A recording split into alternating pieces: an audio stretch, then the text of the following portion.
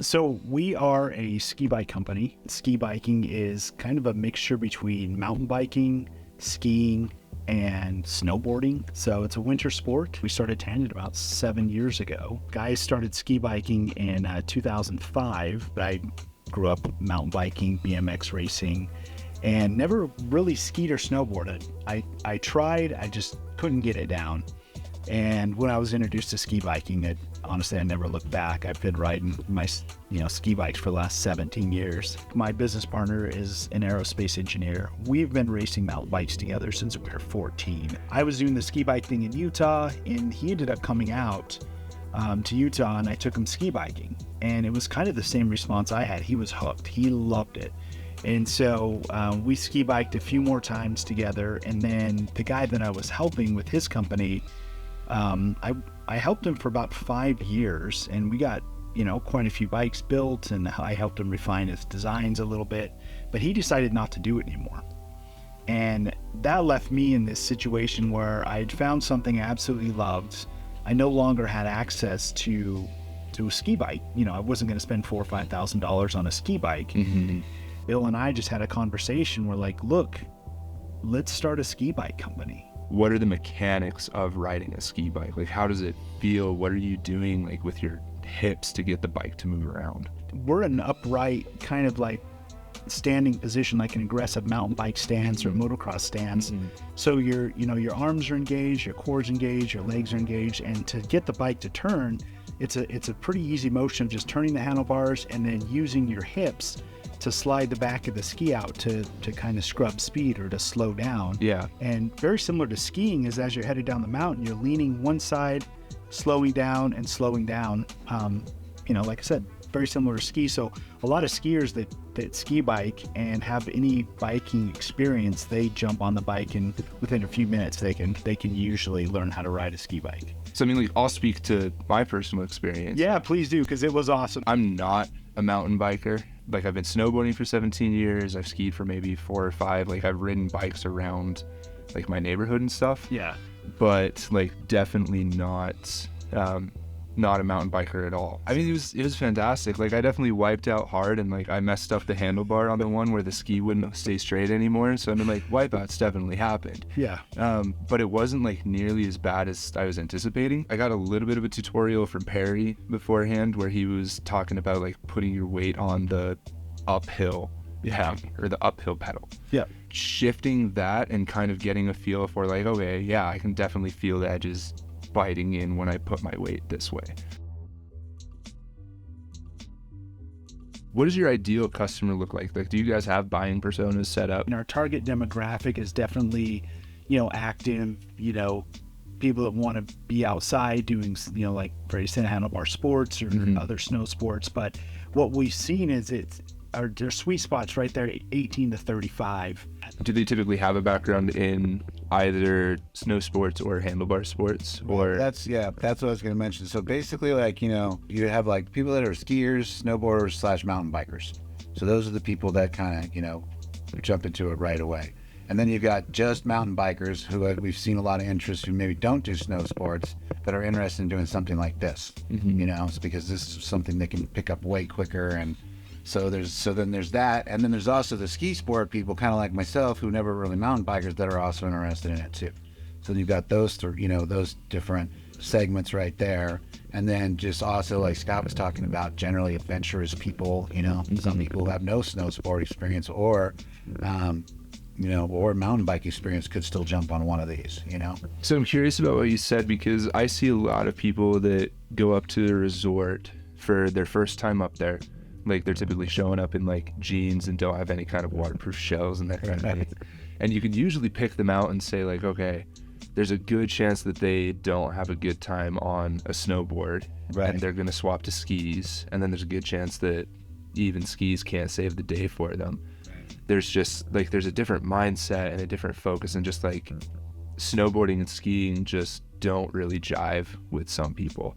Yeah. Do you think that ski biking could be a potential alternative path for them? You could have a lot more fun a lot quicker without having to put the amount of time in that you would need to learn to ski or snowboard. like within a day or a couple days, especially like if you got a half day and a full day instruction, you could be riding greens and blues by the end of that day.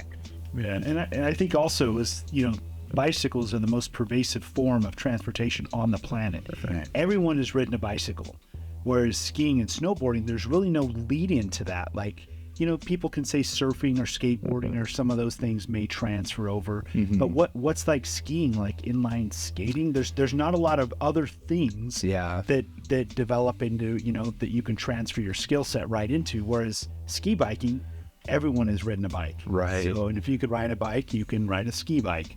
And that's been, I think, the biggest factor for us to introduce people in the learning curve is so short, because there's familiarity there. Like everyone has ridden a bicycle. What are some of the barriers to entry that you face? What's the game plan to try to resolve some of those concerns? I think our biggest barrier to entry is just exposure. We were talking earlier that, not a lot of people have seen ski bikes, let alone tried. We did a really great demo day in Montana, and we ended up having almost 70 people try the ski bikes. It was just, people were so excited about it, they'd never seen it. We ended up, partnering with the resort we were at because they saw the interest, they saw the potential. They ended up buying a fleet of ski bikes from us to start a ski bike rental program at the resort. The cost is, we can talk about a cost a little bit, but the mountain bike, our entry level ski bike is around $900, which in today's, that's not even a nice mountain bike. That's not even a basic mountain bike. Right. And high end, is around $2,500 with really nice suspension, which is barely a nice wheel set for a nice mountain bike. So, from a cost perspective, it's a very, it's a medium cost entry. And, going back to your comment, you can wear your ski clothes, you can wear your, snowboarding clothes, you can wear like Sorel boots or just basic winter boots. You don't need specialty boots. The bike is easy to control. Once you learn how to ride it, you can stop and turn just as quickly as you can on a skis or snowboard. I think one of our goals is to get people out ski biking that maybe don't have a winter sport. And, kind of that's very close and personal to myself, because I suffered seasonal depression. Like for years, I didn't do any snow sports.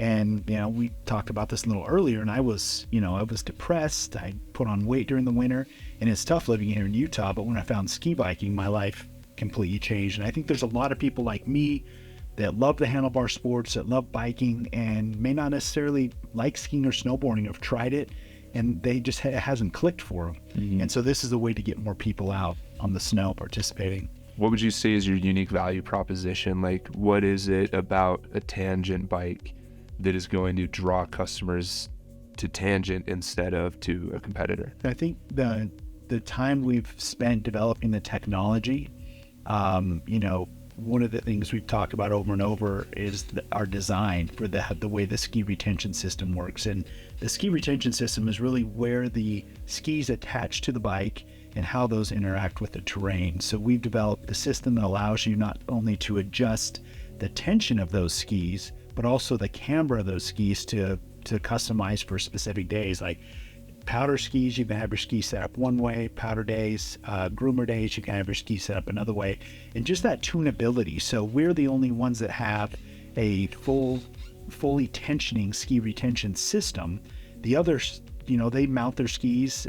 They may have some rubber blocks to dampen. But imagine going snowboarding, and you had the greatest skis you could have, the greatest bindings, but the only boots you could buy were 10 sizes too big. It doesn't matter the performance of the ski or the binding, where your body makes connection with that board is what we like in our ski retention system too. Like, because it's such a tight, integral part of the performance of the ski bike, that's what really sets us apart from our competition is the developing that and having the patents on that system, and being able to, every movement you make transfers directly to the snow for ultimate control and stopping. And, that lends itself to safety as well. If the ski that you're riding on a ski bike moves around and flops around and doesn't have a hard stopping point, then it's more difficult to control the bike under speed. So that's our unique advantage. And, you know, we not only do we believe that in ourselves, we've had several other riders that have ridden other competing products and come back to us because of the ski retention system. And not only that, I guess one of the big features that I love about the bike, you know, is we didn't invent all the bicycle parts on it. We invented the ski system, we invented the frame that everything mounts to, but we use all industry standard bicycle components. So if you tear a grip, or you wanted different handlebars, or you want a more relaxed ride on, you know, having the stem shorter, or if you want your own set of pedals or seat, or, you know, all those parts are common bicycle parts. You can go down to any bicycle store and pick those up and put on the bike. So very easy to maintain, very customizable. And there's very few components that are proprietary in our system, which makes manufacturing easier, and their supply chain. We don't have to, you know, we're not beholden to one supply chain for bicycle components. We can source parts from multiple places. So elephant in the room, Scotty and Bill were on Shark Tank. Yeah. What was that like? It was probably the most intense experience I've ever had in my life. The exposure for our website and for our social media was awesome. We saw, you know, almost 1,000 new followers just that night on our Instagram account. We had record-breaking, you know, access to our website, more hits, you know, than we had in the last year cumulative from that one night. So it's a great exposure. We're trying to get ski biking out in front of people. And you walked out with an offer. Yeah, we got an offer from Robert to buy part of the company, and he actually talked about bringing in a business partner, snowboarder and musician Shaun White. He positioned that to us to, you know, possibly get Shaun involved to help be, you know, with the marketing and just really opening doors for us so we can get, you know, the ski bike out to more people. Do you have any kind of a sense of what kind of an impact that's going to have on your growth trajectory? I like to dream. There was validation. It somehow validated it in the eyes of a lot of people, and it's opened up deals for us. We've seen increased sales. We booked a deal for bringing a new ski resort online, you know, and they knew about Shark Tank. They had watched it. So I think it's going to help with the validation of the sport and saying, okay, this is, you know, something that we need to look at for people. The Shark Tank episode, there was a moment where Robert points out that you're not entering a space that already exists. Like, you can piggyback a little bit off of like snowboarding and skiing, but you really have this open road in front of you where you can create as much attention as you can. Where it's at right now is like, it's top tier. It's top tier. Like, the product is going to be able to keep up with the demand. Like, people aren't going to fall off and lose interest because the bike just isn't performing like they want it to. Yeah. And so anyway, I just wanted to piggyback off of what you were saying, tie it into what Robert said about how massive this opportunity is and where we can take it. What really brought us into making the decision to start Tngnt was the research we did around existing industry. You know, the mountain bike industry, multi-billion-dollar industry, the snowboarding, the skiing, all snow sports industry, multi-billion-dollar industry. So there are people out there that are capable to ski bike. The market is massive. Like, our total addressable market for ski biker or potential ski bikers is billions and billions of dollars. The potential for this to be a sport, whether it be in the Olympics or maybe in the X Games, that's been one of my dreams from the beginning. So we have not only developed a product, we're developing a new sport, and even more important to me is a lifestyle. Because I think that a company should be more than just the product or the logo. I think you have to develop a lifestyle around that, a culture that, you know, people can come and be welcomed and try new things. And you know, we have an open communication in our design where, you know, we'll consider design ideas from riders. In fact, you know, James Perry has been instrumental in helping us as we've tuned the ski retention system. So we've been able to take feedback, and I think as a company we're open to that, because I think if at the base we realize we don't know everything, right? We don't know what we don't even know yet. So as the sport progresses, as new people come into it, I think the opportunity for the market is just, it's unlimited. Why do you think Tangent would be a good fit for REI?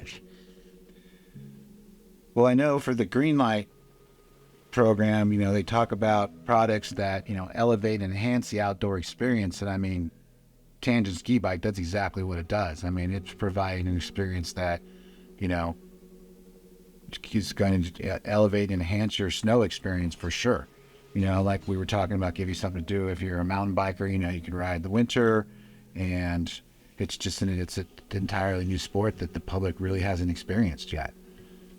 Tangent, kind of the whole concept of it, riding in the snow and being one with the mountain, that's much more in line with like an REI type company than, let's say, Amazon or whatever. We would much rather be with REI than, pretty much any other distributor out there, because it's, it's outdoor life.